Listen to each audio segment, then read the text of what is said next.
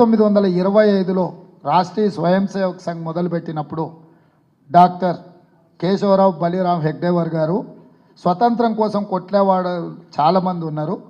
హిందువుల యొక్క హక్కుల కోసం, హిందూ సమాజం కోసం పనిచేసే వాళ్ళు లేరు. అందుకోసమే నేను ఆర్ఎస్ఎస్ను ప్రారంభిస్తున్నా. 100 సంవత్సరాల లోపల ఈ దేశాన్ని హిందూ దేశంగా ప్రకటించే విధానాన్ని కార్యాచరణ తీసుకొని ముందుకెళ్తామని వారు మొదలుపెట్టినారు. ఆ రోజు ఆ 100 సంవత్సరాలు 2025 ఇప్పుడు పూర్తి కాబోతుంది.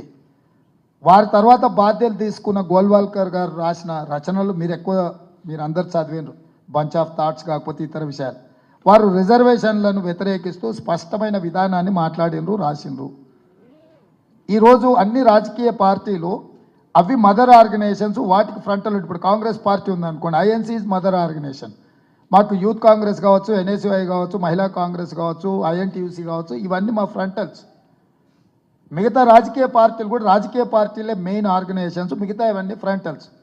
వేరాజ్ in BJP is not an a mother organisation. BJP is an a frontal organisation of RSS. RSS యొక్క రాజకీయ కార్యాచరణను అమలు చేయడానికి వాళ్ళు బీజేపీని ఏర్పాటు చేసుకున్నారు. హిందూ సమాజం కోసం విశ్వ హిందూ పరిషత్తును పెట్టుకున్నారు. విద్యార్థి సమాజం కోసం అఖిల భారతీయ విద్యార్థి పరిషత్తును పెట్టుకున్నారు. రైతుల కోసం బీకేఎస్ పెట్టుకున్నారు. కార్మికుల కోసం బిఎంఎస్ పెట్టుకున్నారు. అగ్రెసివ్ మిలిటెంట్ యాక్టివిటీ కోసం బజరంగ్ దళ్ను పెట్టుకున్నారు. ఆదివాసీల కోసం వనవాసి కళ్యాణ్ పరిషత్ అని పెట్టుకున్నారు. అంటే ఆర్ఎస్ఎస్ యొక్క ఎజెండాను అమలు చేయడానికి ఆర్ఎస్ఎస్ ఎన్నో ఫ్రంటల్ ఆర్గనైజేషన్స్ పెట్టుకున్నది. అందులో political frontal organisation is BJP. 3 తలాక్, 370 article, citizen amendment act, uniform civil code, వీటన్నిటిని కూడా ఆర్ఎస్ఎస్ ఎజెండాలో ఉన్న వాటిని పూర్తి చేసిండ్రు. ఇప్పుడు మిగిలినవి రెండు. ఒకటి రాజ్యాంగాన్ని మార్చడము, 2 రిజర్వేషన్లు రద్దు చేయడం. ఈ రెండింటిని అమలు చేయడానికి 2/3 మెజారిటీ కోసం ఇస్ బార్ 400 పార్ అనే స్లోగన్ తీసుకొని 400 సీట్లు వస్తే 2/3 మెజారిటీతోని సభలో పాస్ చేసి మోర్ దాన్ 50% రాష్ట్రాలలో ప్రభుత్వాలు ఆమోదిస్తే ఆ బిల్ పాస్ అవుతుంది.